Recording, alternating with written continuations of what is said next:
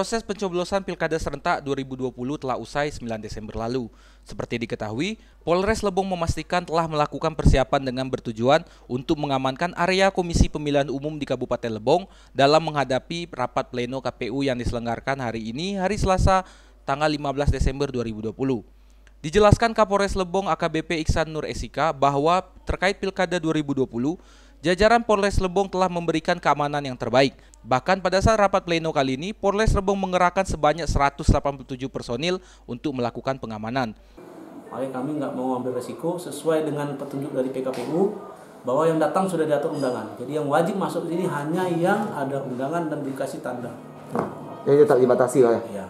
Sehingga kami sudah sterilkan mulai dari simpang Presidium sampai dengan simpang kantor bupati. Itu clean, tidak boleh ada satupun yang membawa massa. Kalau tidak salah tadi dari provinsi, KPU provinsi merencanakan pleno di kabupaten itu Kamis. Merencanakan Kamis. Kalau nggak ada hambatan di kabupaten yang lain ya. Diharapkan pleno kali ini berjalan lancar serta tetap mematuhi protokol kesehatan. Bahkan setelah selesainya rapat pleno tersebut, pihak keamanan akan terus mengawal hasil dari Pilkada 2020 hingga ke provinsi. Pada kesempatan ini pula Kapolres Lebong menyampaikan terima kasih kepada seluruh masyarakat Kabupaten Lebong yang telah mengikuti Pilkada atau pemilihan kepala daerah dengan kondusif dan tertib. Dari Tubei, Dimas Kintan, Lebong TV melaporkan.